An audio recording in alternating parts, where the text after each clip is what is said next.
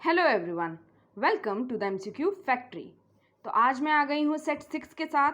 Set 1 से लेके 5 तक हमारे चैनल पे अपलोडेड हैं। उसका प्लेलिस्ट बन चुका है, प्लेलिस्ट में उसको ऐड कर दिया गया है। जाइए 1 से लेकर 5 तक देखिए, क्योंकि वो सिर्फ सेट्स मैंने ऐसे ही पुट नहीं किया है, वहाँ पर सिर्फ आंसर्स नहीं बताए हैं, मैंने एक्सप्लेन भी किया है।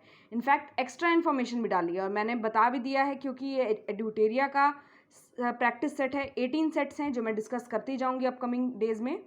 तो आप ज़रूर उसको प्रैक्टिस करिए, क्योंकि एग्ज़ाम में आपको खुद फील होगा कि बहुत हेल्पफुल है। और साथ ही साथ जब मैं एक्सप्लेनेशन कर दी जाती है चीज़ों की, तो आपको कहीं और से पढ़ने की ज़रूरत नहीं पड़ती है। और मैं यही इंश्योर करती हूँ कहीं और से आपको पढ़ने की ज़रूरत ना पड़े। मैं एक्स्ट्रा चीज़ें भी अपनी तरफ से ऐड करती हूँ, ताकि आपको और भी चीज़ें और भी क्वेश्चंस के आंसर मिलते जाएँ। तो जिन्होंने चैनल को सब्सक्राइब नहीं किया है वो सब्सक्राइब कर लें, और जिन्होंने सब्सक्राइब किया है प्लीज़ इसको शेयर करें, ताकि दूसरों की भी हेल्प हो सके। और आज है 19 अगस्त, और 19 जुलाई के दिन ही हमने ये चैनल स्टार्ट किया था। तो 1 मंथ आज पूरे हो गए हैं और बहुत अच्छे से चैनल ग्रो कर रहा है। और आप लोगों ने बहुत अप्रिशिएट किया, बहुत मोटिवेट किया, इसलिए हम कंटिन्यू करते रहेंगे। तो फिर चलिए शुरू करते हैं क्वेश्चन नंबर 1 से। Who was recently elected as the deputy governor of RBI? अभी किसे इलेक्ट किया गया है deputy governor? The correct answer is T Ravishankar. अब मैं बता देती हूँ कि ये डेप्यूटी गवर्नर क्या होता है और RBI में किस तरीके से गवर्नर, डेप्यूटी गवर्नर इन सबको अपॉइंट किया जाता है। तो इन्हें टी रविशंकर को 3 इयर्स के लिए अपॉइंट किया गया है। ओके, और किसके बाद इन्हें अपॉइंट किया गया है? BP कानूंगो के बाद। वो पहले डेप्यूटी गवर्नर थे तो वो हट गए, अब ये आ गए हैं। तो RBI में कितने गवर्नर और कितने डेप्यूटी गवर्नर होते हैं? तो एक गवर्नर होता है और 4 डेप्यूटी गवर्नर होते हैं। ये क्वेश्चन भी पूछा जा सकता है, अगर स्टैटिक क्वेश्चन पूछा जाएगा कि कितने गवर्नर और कितने डेप्यूटी गवर्नर होते हैं, तो 4 होते हैं। तो अभी हमारे गवर्नर कौन है? शक्तिकांता दास। और 4 डेप्यूटी गवर्नर हैं, जिसमें से एक तो हो गए टी रविशंकर, दूसरे हैं महेश जैन, तीसरे हैं M राजेश्वर राव, ओके, और चौथे हैं माइकल पात्रा। और RBI को स्टैब्लिश कब किया गया था? 1 अप्रैल 1935 को। और RBI क्या करता है हमारी कंट्री के लिए, क्या प्रिपेयर करता है? तो RBI हमारी कंट्री के लिए मॉनेटरी पॉलिसी को प्रिपेयर करता है। ओके, मॉनेटरी पॉलिसी को, और गवर्नमेंट का काम होता है फिजिकल पॉलिसी को प्रिपेयर करना। क्वेश्चन नंबर 2 पे आते हैं। Which country hosted the India EU leaders meeting held virtually on 8 मई 2021? किस कंट्री ने होस्ट किया था? करेक्ट आंसर है इसका डी, पोर्चुगल ने। पोर्चुगल की कैपिटल क्या है? लिस्बन।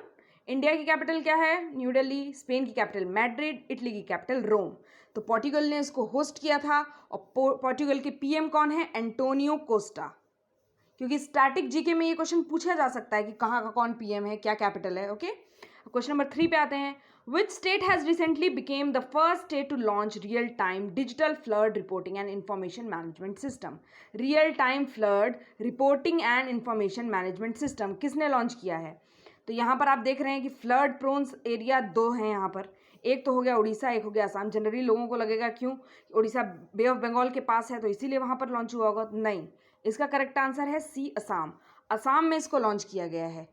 असम और गवर्नमेंट ऑफ असम और यूनिसेफ के द्वारा, इन दोनों ने मिलकर इस ऐप को बनाया है, लॉन्च किया गया है। और ये क्या करेगा कि फ्लड की जो वार्निंग है वो इंस्टेंटली रिपोर्ट कर दी। जैसे पहले क्या होता था कि लोगों को हटाया जाता था, बहुत टाइम लगता था, बहुत सारे प्रोसीजर्स फॉलो करने पड़ते थे, तब जाकर कोई भी फ्लड के लिए अलर्ट जारी किया जाता था। लेकिन अब इसके थ्रू बहुत जल्दी ये चीज़ें रिपोर्ट हो जाएंगी। ओके, ऑनलाइन रिपोर्टिंग हो जाएगी इसकी। अब मैं बता देती हूँ यूनिसेफ क्या है। तो यूनिसेफ का फुल फॉर्म है United Nations children fund. Okay, headquarter है इसका न्यूयॉर्क में। और ये क्या करता है? ये डेवलपमेंट एड प्रोवाइड करता है वर्ल्ड वाइड सारे चिल्ड्रंस को। तो ये यूनिसेफ जो है UN की एजेंसी है, चिल्ड्रन से रिलेटेड एजेंसी है। क्वेश्चन नंबर 4 पे आते हैं। Which country organize the naval exercise La Perouse in which Quad countries also participated? अब इसमें 2 क्वेश्चन बनते हैं। किसने होस्ट किया ला पेराउस एक्सरसाइज? ओके, और दूसरा क्वाड कंट्रीज। तो अब ये क्वाड कंट्रीज क्या हैं?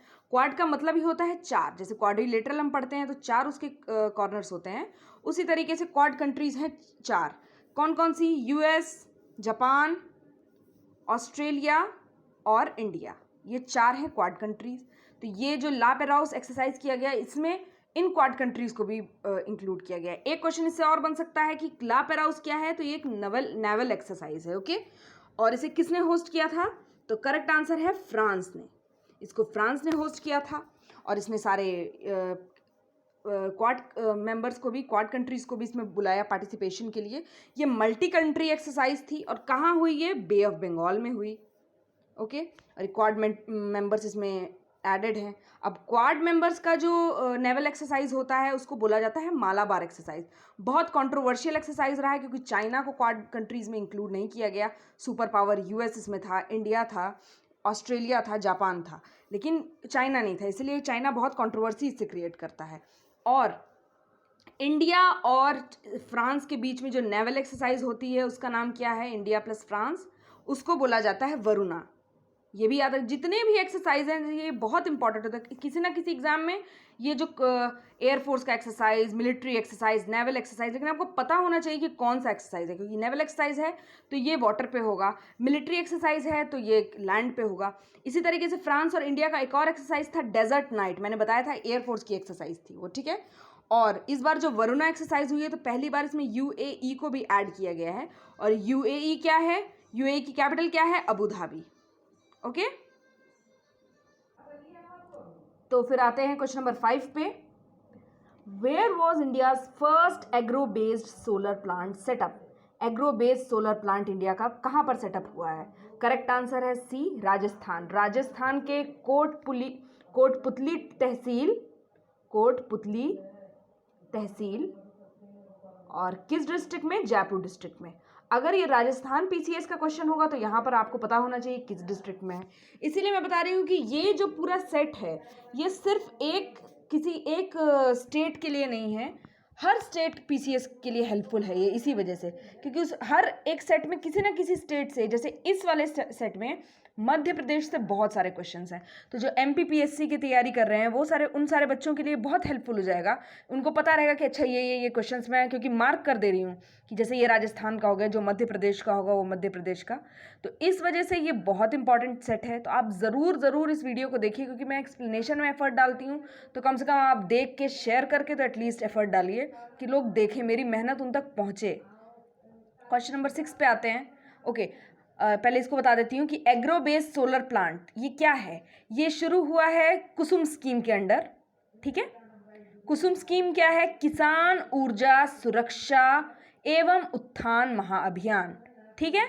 इसको पीएम कुसुम स्कीम बोलते हैं। इसके थ्रू एग्रो बेस्ड मतलब एग्रीकल्चर बेस्ड सोलर प्लांट, मतलब खेतों में ये सोलर प्लांट सेट किया जाएगा और एग्रीकल्चर के लिए ये यूज़ होगा। जैसे इरिगेशन के लिए जो भी डीजल वगैरह चलेगा तो उसकी इलेक्ट्रिसिटी इससे जनरेट होगी। क्वेश्चन नंबर 6 पे आते हैं। Which campaign was launch by the central government on the occasion of water day on 22 March 2021? अब बार मैंने अपने हर सेट पे बताया है वाटर डे, कभी इसका थीम पूछ लेता है, कभी कैंपेन पूछ लेता है। तो याद रखिए कि जो ये वाटर डे है, साथ ही साथ बिहार दिवस भी है, ये वाटर डे ये बहुत इंपॉर्टेंट है। तो इसमें कौन सा कैंपेन ऑर्गेनाइज किया गया था वाटर डे के दिन? Catch the rain campaign. Catch the rain का क्या मतलब है? ये वाटर हार्वेस्टिंग से रिलेटेड कैंपेन है। ओके, तो ये catch the rain campaign 22 March water day. और अर्थ डे कब होता है? अर्थ डे होता है 22 अप्रैल, ठीक है, याद रखना है इसको।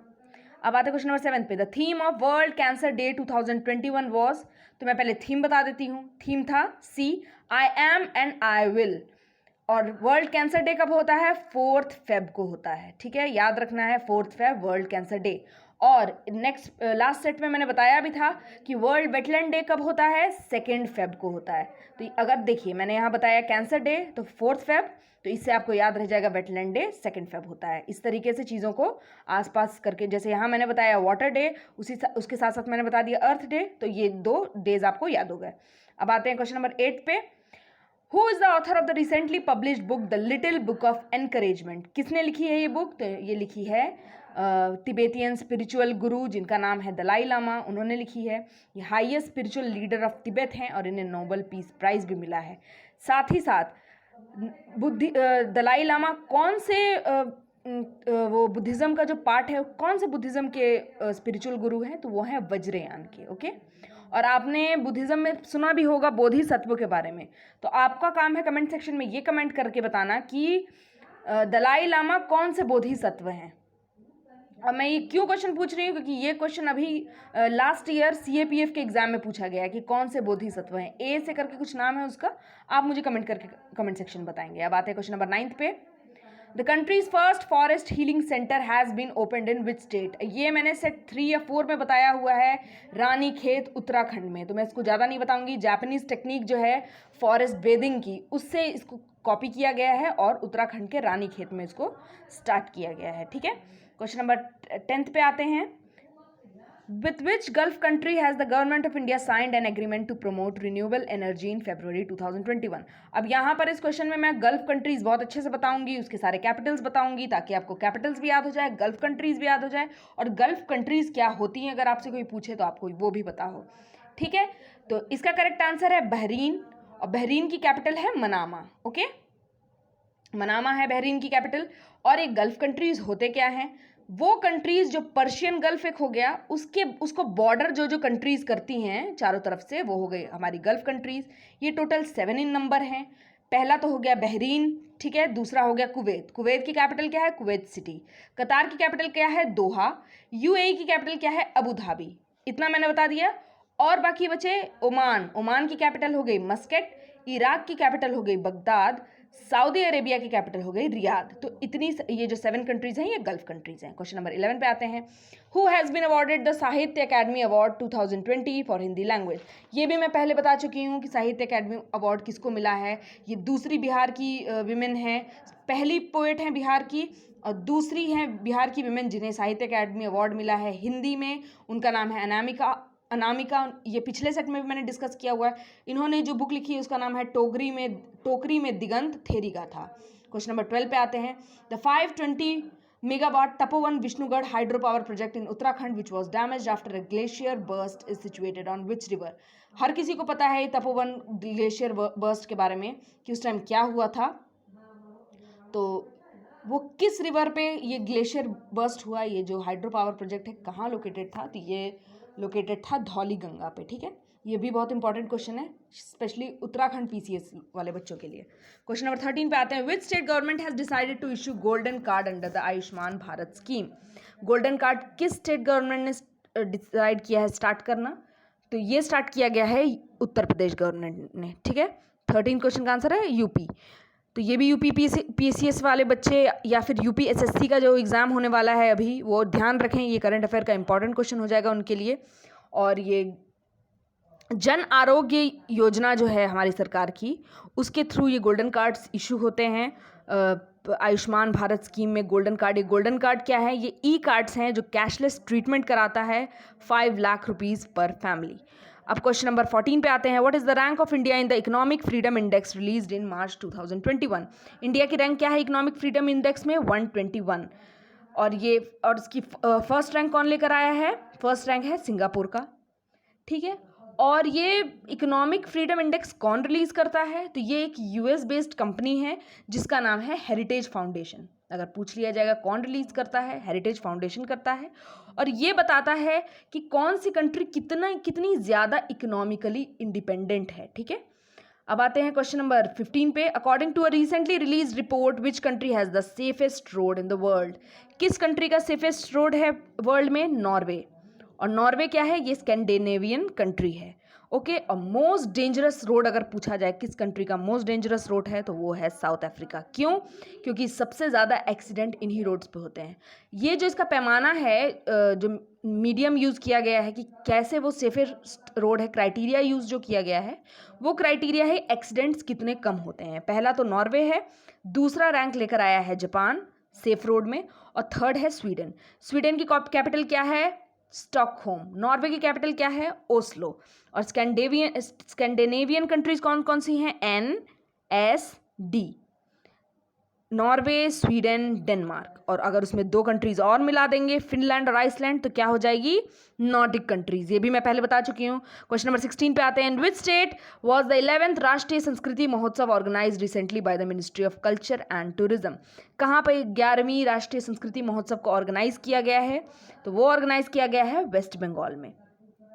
ठीक है, वेस्ट बंगाल के गवर्नर जगदीप धनकर हैं, उनके द्वारा इसको स्टार्ट किया गया है। और इसको ऑर्गेनाइज कौन करता है? Ministry of culture and tourism. ठीक है, और हमारे टूरिज्म मिनिस्टर अभी कौन है? जी किशन रेड्डी। ठीक है, याद रखना है, कैबिनेट रिशफल हुआ है इसलिए मैं ये बोल रही हूँ। और ये कब स्टार्ट किया गया? 2015 में अंडर एक भारत श्रेष्ठ भारत कैंपेन। आते हैं क्वेश्चन नंबर 17 पे।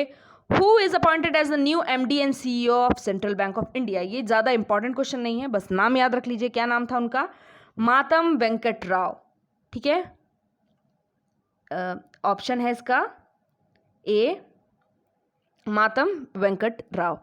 अब आते हैं क्वेश्चन नंबर 18 पे। India became a non permanent member of the Security Council from January 2021। Which statement is true regarding this? अब नॉन परमानेंट मेंबर के बारे में ये 3 स्टेटमेंट्स दी हुई है। India has been elected as non permanent member for 2 years. India has become a non permanent member of the Security Council for the 8th time. Along with India, 4 other countries, Norway, Mexico, Ireland and Kenya also become temporary members. इसका correct answer क्या है? D 1, 2 and 3। ये सारे correct हैं इसमें। और कैसे correct हैं? क्योंकि सच में जो नॉन परमानेंट मेंबर्स होते हैं वो 2 years के लिए अपॉइंट होते हैं। इंडिया 8वीं बार नॉन परमानेंट मेंबर बना है। ओके, और ये जो नॉन परमानेंट मेंबरशिप होती है ये टेम्पररी होती है। क्वेश्चन नंबर 19 पे आते हैं। Which country's prime minister announced to change the words of its national anthem on the occasion of new year? किसने स्टार्ट किया? तो ये ऑस्ट्रेलिया के पीएम ने स्टार्ट किया। क्यों किया start? To honour indigenous people. जो इंडिजिनस पीपल ऑस्ट्रेलिया में रहते हैं, जो वहाँ के ओरिजिनल पीपल हैं, एब ओरिजिनल्स बोला जाता है, उन लोगों को रिस्पेक्ट करने के लिए ये उसके नेशनल एंथम में चेंज किया गया। क्वेश्चन नंबर 20 पे आते हैं। Which Indian female cricketer has became the first Indian player to score 10,000 runs in international cricket? आजकल तो बहुत ज़्यादा छाई हुई हैं शेफाली वर्मा, लेकिन बहुत ज़्यादा मैचेस खेले हैं मिथाली राज ने, इसलिए इसका करेक्ट आंसर है मिताली राज। इन्होंने ये पहली इंडियन बैट्सवुमन बनी है जिन्होंने 10,000 रन्स इंटरनेशनल क्रिकेट में स्कोर किए हैं। क्वेश्चन नंबर 21 पे आते हैं। Which state government has declare the year 2021 as the year of education? किसने डिक्लेयर किया गया है? तो वो किया है अरुणाचल प्रदेश में ने। और अरुणाचल प्रदेश की कैपिटल क्या है? ईटानगर। और अरुणाचल प्रदेश के सीएम कौन है? उनका नाम है प्रेमा खांडू। उसके सीएम है प्रेमा खांडू। और ये जो मिशन शिक्षा, इसको नाम दिया गया है ईयर ऑफ एजुकेशन को, मिशन शिक्षा। और किस लिए इसको लॉन्च किया गया है? To improve the quality of education in Arunachal Pradesh. Question number 22 पे आते हैं। Which state night safaris started in March 2021? ये MPPCS वाले बच्चे ध्यान रखें, ये मध्य प्रदेश का क्वेश्चन है और ये इसका आंसर है मध्य प्रदेश। नाइट सफारी अगर पूछा जाएगा कहाँ स्टार्ट किया गया है? मध्य प्रदेश में। और कितने नेशनल पार्क में स्टार्ट किया गया है? 3 नेशनल पार्क में। और वो नेशनल पार्क 3 कौन कौन से हैं? एक हो गया बांधवगढ़।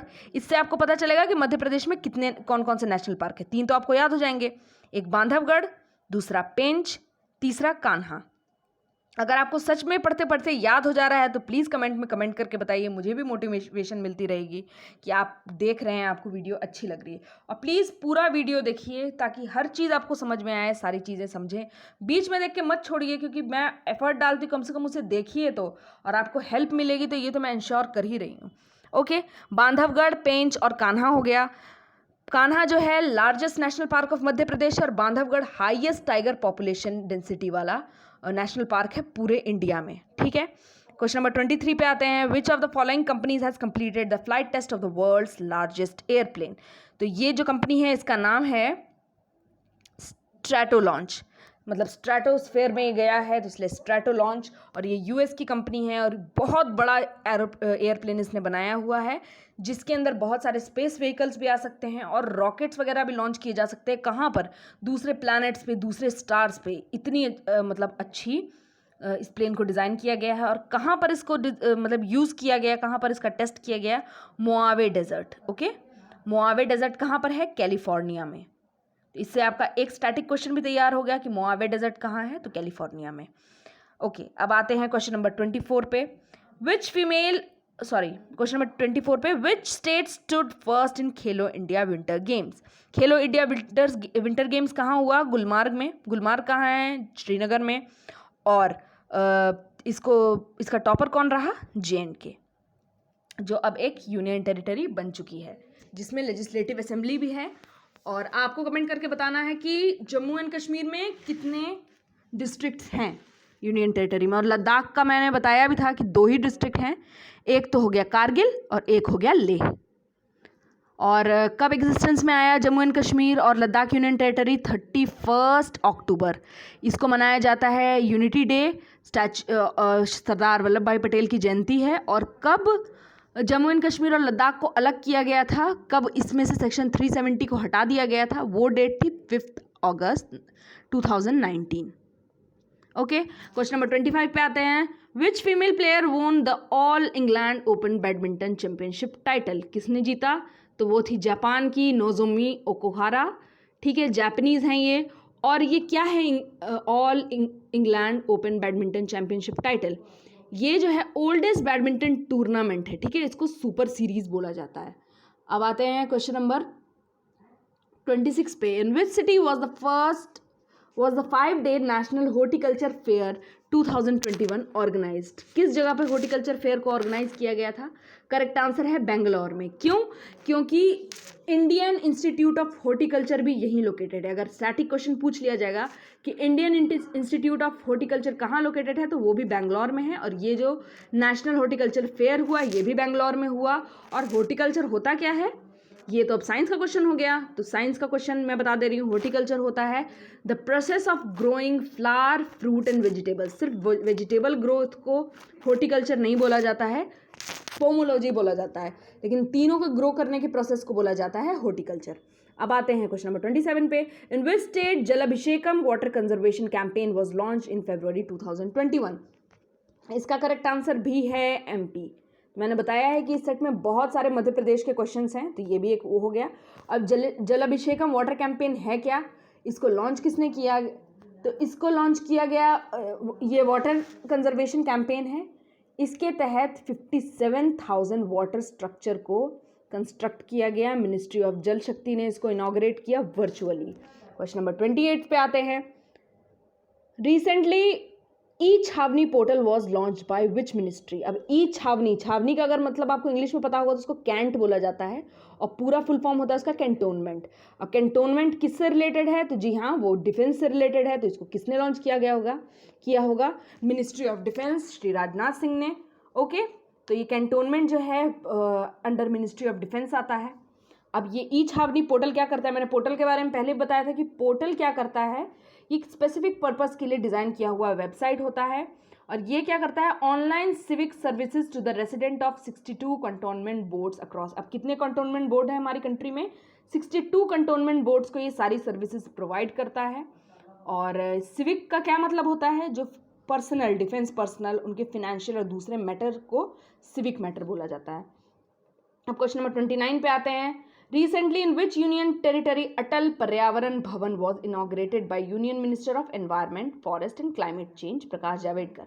अभी तो union minister of forest and climate change कौन है?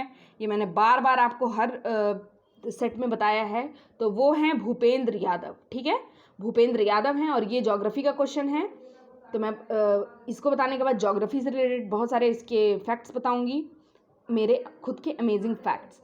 तो इसका करेक्ट आंसर है सी, लक्षद्वीप। लक्षद्वीप में खोला गया है अटल पर्यावरण भवन। ठीक है, ministry of environment, forest and climate change, जो हैं भूपेंद्र यादव। अब लक्षद्वीप के बारे में बता देती हूँ। लक्षद्वीप एक आर्कीपेलेगो है। आर्कीपेलेगो का मतलब मैंने बताया था कि ढेर सारे आइलैंड्स का ग्रुप जो वाटर बॉडी से सराउंडेड होता है। यहाँ पे 36 अटोल्स हैं। अब अटोल्स क्या होता है भाई? तो अटोल्स होता है कि आइलैंड का एक ऐसा ग्रुप, ऐसा आइलैंड जो बीच में खोखला होता है और वहाँ पे सॉल्टी वाटर भरा रहता है, जिसको लगून बोला जाता है। ठीक है, इसी लक्षद्वीप का एंड्रोट आइलैंड जो है, ये इंडिया का सबसे लार्जेस्ट आइलैंड हो गया, एंड्रोट आइलैंड। ठीक है, और ये लक्षद्वीप कहाँ पर है? केरला के पास है। ठीक है, एटोल के बारे में बता दिया, लक्षद्वीप के बारे में बता दिया। और लक्षद्वीप जो है कोरल आइलैंड है, ये पता होना चाहिए, मतलब कोरल रीफ्स इसमें पाई जाती हैं, इसलिए कोरल आइलैंड है लक्षद्वीप। क्वेश्चन नंबर 30 पे आते हैं। ये भी मध्य प्रदेश का क्वेश्चन है। The Madhya Pradesh government has recently announced to change the name of Hoshangabad city to, correct answer है नर्मदापुरम। अब नर्मदा नदी क्योंकि यहाँ से निकलती है तो इसीलिए नर्मदापुरम। होशंगाबाद एक डिस्ट्रिक्ट है मध्य प्रदेश में, और मध्य प्रदेश में टोटल डिस्ट्रिक्ट्स हैं 52। सबसे ज़्यादा डिस्ट्रिक्ट किस स्टेट में हैं? वो है यूपी में। यूपी में है 75 डिस्ट्रिक्ट्स। बिहार में कितने डिस्ट्रिक्ट्स हैं? 38 डिस्ट्रिक्ट्स। ओके, क्वेश्चन नंबर 31 पे आते हैं, which country has recently decided to rejoin the United Nation Human Rights Council and Paris climate agreement. अब क्योंकि डोनाल्ड ट्रंप के टाइम पे इन दोनों से ही डोनाल्ड ट्रंप ने अपने आप को बाहर कर लिया था UNHRC से। क्यों? क्योंकि ये इसराइल को सपोर्ट कर रहा था, उसकी जेरूसलम कैपिटल को, इसलिए इसने छोड़ दिया था। और पेरिस क्लाइमेट चेंज से भी पीछे हो गया था क्योंकि बहुत ज़्यादा सैंक्शंस यूएस पे लग रहे थे, क्योंकि बहुत ज़्यादा कार्बन एमिट करने वाला जो कंट्री था वो यूएस ही था, इसलिए डोनाल्ड ट्रंप पीछे हो गए थे। लेकिन जो बाइडेन के आने के बाद अमेरिका ने इसको फिर से रेटिफाई करने की कोशिश की है। अब आते हैं क्वेश्चन नंबर 32 पे, which country has recently announced to build the world's first energy island. सबसे वर्ल्ड का पहला एनर्जी आइलैंड कहाँ पर बनेगा? तो वो बनेगा डेनमार्क में, और डेनमार्क की कैपिटल क्या है? कोपेनहेगन। नॉर्वे की कैपिटल क्या है? ओस्लो। आइसलैंड की कैपिटल क्या है? रेक्विक। मैंने पहले भी बताया था आइसलैंड की कैपिटल है रेक्विक। और स्विट्जरलैंड की कैपिटल क्या है? बर्न। ठीक है, याद रखना है, जिनेवा नहीं है, बर्न है स्विट्जरलैंड की कैपिटल। ओके, तो ये कहाँ पर बनेगा? नॉर्थ सी के पास। तब आपको पता होना चाहिए डेनमार्क के आसपास कौन सी लोकेटेड है? North Sea. ज्योग्राफी का एक चीज़ आपका हो गया। और ये एक पावर हब बनेगा to collect, convert and distribute green electricity. मतलब एनर्जी आइलैंड जो बनेगा वो रिन्यूएबल एनर्जी का आइलैंड बनेगा। ठीक है, और ये एक आर्टिफिशियल आइलैंड टाइप का बनेगा और नॉर्थ सी के पास बनेगा। नॉर्थ सी कहाँ है? यूरोप में। क्वेश्चन नंबर 33 पे आते हैं, और मैंने ये भी बताया था कि जो ग्रीनलैंड आइलैंड है वो सबसे बड़ा आइलैंड है जो कॉन्टिनेंट नहीं है, और वो किसके अंडर आता है? डेनमार्क के अंडर आता है, क्योंकि ये BPSC का क्वेश्चन है, इसलिए ये इंपॉर्टेंट है। क्वेश्चन नंबर 33 पे आते हैं, which organization has recently declared the year 2020 as worst year on record due to कोविड-19। किसने इसको डिक्लेयर किया है? तो वो डिक्लेयर किया है बी, वर्ल्ड टूरिज्म ऑर्गेनाइजेशन। अब वर्ल्ड टूरिज्म ऑर्गेनाइजेशन क्या है? ये UN की एक एजेंसी है जो टूरिज्म से रिलेटेड टॉपिक्स पे ध्यान रखती है। इसका हेडक्वार्टर कहाँ है? मैड्रिड में। मैड्रिड किसकी कैपिटल है? स्पेन की कैपिटल है। ठीक है, एस्टैब्लिश कब हुआ था? ये 1975 में हुआ था। ओके, क्वेश्चन नंबर 34 पे आते हैं, which Indian origin person is recently appointed as the acting chief of staff of NASA. अब नासा की फुल फॉर्म क्या है? National Aeronautics and Space Research. NASA को स्टैब्लिश कब किया गया? 1958 में। अभी इसके एडमिनिस्ट्रेटर कौन है? जिम बिंडरस्टाइन, और वो 13th इसके एडमिनिस्ट्रेटर बने हैं। और कौन इसका बना है एक्टिंग चीफ स्टाफ? वो बनी है भव्या लाल। इंडियन ऑरिजिन है, ऑरिजिन की अमेरिकन है। अब आते हैं क्वेश्चन नंबर 35 पे, which country has recently launch its first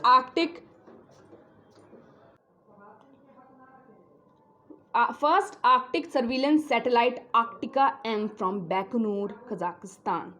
अब कजाकिस्तान से किसने लॉन्च किया गया है? अब ये इससे दो क्वेश्चंस बनेंगे। आर्कटिका सैटेलाइट किस कंट्री की है? उसको कहाँ से लॉन्च किया गया? ठीक है, और किसने रिसेंटली लॉन्च किया? अब आर्कटिका कहाँ की है? तो ये है रशिया की। आर्कटिका नाम क्यों दिया गया? क्योंकि रशिया आर्कटिक ओशन के पास है। और ये बाइकनूर जगह कहाँ पर है? तो कजाकिस्तान में। और कजाकिस्तान की कैपिटल क्या है? नूर सुल्तान। मैंने पहले बताया था सेंट्रल एशियन कंट्री है, नूर सुल्तान इसकी कैपिटल है। पहले इसकी कैपिटल थी अस्थाना। ओके, और ये जो आर्कटिका सैटेलाइट है ये किस लिए बनाया गया है? ये आर्कटिक रीजन से में जो क्लाइमेट चेंज को उसके ऊपर निगरानी रखने के लिए, to monitor the Arctic region, इस सैटेलाइट को लॉन्च किया गया है। अब आते हैं क्वेश्चन नंबर 36 पे, which country has recently announced to set up the world's largest wind power plant by 2030। किसने डिसाइड किया है? तो ये चाइना नहीं है, जापान नहीं है, फ्रांस भी नहीं है, ये है साउथ कोरिया। अब आपको मैं ट्रिक बता देती हूँ नॉर्थ और साउथ कोरिया की कैपिटल याद करने के लिए, कोई कन्फ्यूजन हो जाती है। नॉर्थ कोरिया की कैपिटल है और साउथ कोरिया की कैपिटल, एस से साउथ कोरिया, इसीलिए इसकी कैपिटल होगी सियोल, और नॉर्थ कोरिया की कैपिटल होगी प्योंगयांग। ठीक है, और नॉर्थ कोरिया और साउथ कोरिया कैसे एक दूसरे से सेपरेट होते हैं? तो 22 पैरेलल बोला जाता है, एक डिवीजन लाइन, उससे सेपरेट होते हैं। अब आते हैं क्वेश्चन नंबर 37 पे, which Indian company receive the world's first consignment of carbon neutral oil from Oxy low carbon venture of America. अब ये ऑयल में कौन डील करता है? ये सारी कंपनीज दी हुई हैं, तो सारी ऑयल में डील करती हैं, लेकिन किसने ये पहला कंसाइनमेंट US से मंगाया? क्या है उस कंपनी का नाम? ऑक्सीलो कार्बन, मतलब लो कार्बन ऑयल, जो पेट्रोलियम, डीजल, ये सब ऑयल्स होते हैं, वो इंपोर्ट कराया गया। किसने इंपोर्ट किया? तो वो था रिलायंस इंडस्ट्री, क्योंकि इसने अपना एक टारगेट बनाया गया है कि इसको नेट ज़ीरो कार्बन कंपनी बननी है, तो इसी वजह से इसने ऐसे इस तरह का कार्बन न्यूट्रल ऑयल इंपोर्ट करवाया। अब आते हैं क्वेश्चन नंबर 38 पे। Vishnu Narayanan Namboothiri who passed away recently was a poet and educationist of which language. अब ये किस लैंग्वेज के पोएट थे, ये भी पूछा जा सकता है कि विष्णु नारायण नंबूथिरी कौन थे, तो वो पोएट भी थे, एजुकेशनिस्ट भी थे, किस लैंग्वेज के थे, मलयालम। अब आपको पता है कि कौन सी लैंग्वेज कहाँ बोली जाती है, तो मैं बताती हूँ। तमिल लैंग्वेज बोली जाती है तमिलनाडु चेन्नई में, तेलुगु बोली जाती है आंध्रा और तेलंगाना में, कन्नड़ बोली जाती है कर्नाटका में एंड मलयालम बोली जाती है केरला में। ठीक है, क्वेश्चन नंबर 39 पे आते हैं। SAANS campaign was launch by which government with aim to reduce the rising mortality rate due to pneumonia. अब आपको यहाँ खुद पता चल गया कि सांस कैंपेन किस लिए लॉन्च किया जाता है। उसका एम होता है निमोनिया का जो राइजिंग रेट है, जो मौतें हो रही हैं, उसको कम करने के लिए। अब सांस की फुल फॉर्म क्या होती है, social awareness and action to neutralise pneumonia successfully, ये इसका फुल फॉर्म हो गया। और किसने इसको लॉन्च किया, तो ये भी लॉन्च किया मध्य प्रदेश ने, तो ये भी याद रखिए। 39 क्वेश्चन भी मध्य प्रदेश पीसीएस के लिए इंपॉर्टेंट है। मध्य प्रदेश के सीएम कौन है, शिवराज सिंह चौहान। क्वेश्चन नंबर 40 पे आते हैं। Which country won the title of handball world championship held in Egypt in February 2021। Handball world championship कहाँ पर हेल्ड हुई, इजिप्ट में हेल्ड हुई। किसने जीता इसको, डेनमार्क ने, और डेनमार्क की कैपिटल क्या है, कोपेनहेगन। स्वीडन की कैपिटल क्या है, स्टॉकहोम। स्विट्जरलैंड की कैपिटल क्या है, बर्न। और ब्राज़ील की कैपिटल क्या है, ब्राज़ीलिया। तो कोई ये ना सोचे कि Brazil capital Rio de Janeiro है, क्योंकि वो चेंज हो चुकी है। क्वेश्चन नंबर 41 पे आते हैं। The recently launch scheme mission Indradhanush 3.0 is related to. आपको पता होना चाहिए कि इंद्रधनुष 3.0 इम्यूनाइजेशन और वैक्सीनेशन से रिलेटेड है, इसीलिए इसका करेक्ट आंसर होगा A, by extension of vaccination. और आपको क्या पता है कि वैक्सीनेशन और इम्यूनाइजेशन में क्या डिफरेंस होता है। जो चीज़ बॉडी में इंजेक्ट की जाती है इम्यूनिटी प्रोड्यूस करने के लिए, उस चीज़ को वैक्सीनेशन बोला जाता है। और जब कोई वैक्सीनेशन ली जाती है किसी डिजीज़ से प्रोटेक्ट करने के लिए, तो उसको इम्यूनाइजेशन बोला जाता है। और इसको लॉन्च किया जाता है हेल्थ मिनिस्ट्री के द्वारा। और हेल्थ मिनिस्टर हमारे कौन हैं, बार बार मैंने बताया है, मनसुख LM मांडविया, वो हमारे हेल्थ मिनिस्टर हैं। क्वेश्चन नंबर 42 पे आते हैं। Recently which country conducted the military exercise Aster X for the first time in space. Space में कंडक्ट कराया गया है ये एक्सरसाइज। किसने कंडक्ट किया है, सी, फ्रांस ने किया है। स्पेस मिलिट्री एक्सरसाइज है, किस लिए इसको कंडक्ट कराया गया है, क्योंकि ये चाहता है कि हम अपने जो सैटेलाइट्स की एबिलिटी है उसको डिफेंड कर सकें, उसकी एबिलिटी को टेस्ट कर सकें, इसलिए। और फ्रांस की जो स्पेस कंपनी है, चाहे जो स्पेस ऑर्गेनाइजेशन है, उसका नाम है CNES। जापान की जाक्सा, रशिया की रोस्कोस्मोस, USA की नासा और इंडिया की इसरो। ठीक है, अब आते हैं क्वेश्चन 43 पे। Steel Authority of India SAIL has announced to set up the first gas to ethanol plant in which state. ये भी क्वेश्चन रिपीटेड है। ये है महाराष्ट्र में गैस टू एथेनॉल प्लांट बनाने का जिम्मेदारी लिया गया है सेल के द्वारा। सेल क्या है, एक महारत्ना कंपनी है, महारत्ना, मिनी रत्ना, नवरत्ना, ये मैंने आपको लास्ट किसी सेट में बताया है, तो आप जाकर देखिए। जितने भी सेट्स मैंने बताए हैं एक बार ज़रूर जाकर देखिए, एग्जाम से पहले रिवाइज करिए। और मैं इंश्योर करती हूँ कि बहुत सारे करंट अफेयर क्वेश्चन आपसे बनेंगे। बहुत कम ऐसे क्वेश्चन हैं जो नहीं बनेंगे, क्योंकि 800 क्वेश्चंस हैं, तो आप सोच सकते हैं कि आपकी कितनी अच्छी प्रैक्टिस हो जाएगी। और जो सेट्स है मैं टेलीग्राम चैनल पे प्रोवाइड कर दूंगी। आपको मैंने बताया ही होगा कि टेलीग्राम चैनल बन चुका है, उसका लिंक मैं डिस्क्रिप्शन बॉक्स में डाल दे रही हूँ, आप जाइए वहाँ से डाउनलोड करिए। आप ये वीडियोज़ देख लीजिए, उसके थोड़े दिनों में मैं इसका PDF अपलोड कर दूंगी चैनल पे। क्वेश्चन नंबर 44 पे आते हैं। Which state government has recently launch the Covid Fateh campaign. ये लॉन्च किया है पंजाब गवर्नमेंट के द्वारा। और कहाँ पर लॉन्च किया गया है, पंजाब के रूरल एरिया में कोविड से लड़ने के लिए कोविड फतेह कैंपेन को लॉन्च किया गया। ओके, अब क्या आपको पता है कि पैंडेमिक और एपिडेमिक में क्या डिफरेंस होता है। पैंडेमिक किसे बोलते हैं, भी आप जान रहे हैं, जैसे कोरोना एक पैंडेमिक है। पैंडेमिक का क्या मतलब होता है, जब कोई भी डिजीज़ पूरे वर्ल्ड में हर जगह फैल जाए उसको पैंडेमिक बोला जाएगा। और वही एक कोई डिजीज़ जैसे मलेरिया है, मलेरिया दिल्ली में फैली हुई है तो वो एक एपिडेमिक हो गई। और अगर वो पूरे वर्ल्ड में एक साथ बड़े पैमाने पे फैल जाए तब उसको पैंडेमिक बोला जाता है। क्वेश्चन नंबर 45 पे आते हैं। Google cloud has tied up with which space agency under the Starlink project. Starlink project से किसके साथ गूगल ने टाई अप किया है, तो वो किया है SpaceX के साथ। ओके, स्टारलिंक प्रोजेक्ट क्या है? ये एक सैटेलाइट इंटरनेट कॉन्स्टलेशन प्रोजेक्ट है, मतलब सैटेलाइट से इंटरनेट के लिए बहुत अच्छी कनेक्टिविटी प्रोवाइड करने के लिए इस प्रोजेक्ट को लॉन्च किया गया है। अब आते हैं 46 से लेकर 50 तक जितने भी क्वेश्चन है फैक्चुअल क्वेश्चन है, तो फटाफट इसको देख लेते हैं। Which state government has launch mission oxygen self reliance scheme? इसका करेक्ट आंसर है बी, महाराष्ट्र। महाराष्ट्र ने mission oxygen self reliance scheme को लॉन्च किया है क्योंकि ये चाहता था कि इसके इसके स्टेट के लोग, क्योंकि बहुत ज़्यादा ऑक्सीजन की कमी हो रही थी सेकेंड वेव के टाइम पे, तो उसने इस कैंपेन को, इस मिशन को लॉन्च किया। क्वेश्चन नंबर 47 पे आते हैं। The main objective of the recently launch global project glow litre partnership project is, अब इसको तो सीधे तरीके से यहाँ पर बताया गया है, तो इसका करेक्ट आंसर क्या है 47 का? Sea, to dispose plastic waste spread in the sea. GloLitter partnership project, तो ये यही है, प्लास्टिक वेस्ट का जो स्प्रेड सी में हो रहा है उसको डिस्पोज करना, वहाँ से हटा के दूसरी जगह पे फेंकना। Question number 48, what is the target for agriculture credit in the budget? अब जिसको याद रह सकता है वो इस क्वेश्चन को याद कर ले, लेकिन ये बहुत फैक्चुअल क्वेश्चन है, तो जिनको याद हो सकता है उसको याद कर सकते हैं। तो क्या है बजट? या तो पढ़ लीजिए इस बुक से, या फिर मतलब इस क्वेश्चन को याद कर लीजिए। तो 48 का correct answer 16.5 lakh crore agriculture credit के लिए इसको एलोकेट किया गया है। 49 पे आते हैं। The limit for foreign direct investment in insurance has been increase from 49% to how much? Insurance में पहले FDI 49% थी, लेकिन अब उसको इंक्रीज करके 74% कर दिया गया है। FDI क्या है? Foreign direct investment, foreign country से जो इन्वेस्टमेंट हमारी कंट्री में आता है उसको FDI बोलते हैं। 50 पे आता है, what was the theme of the economic survey 2020-21?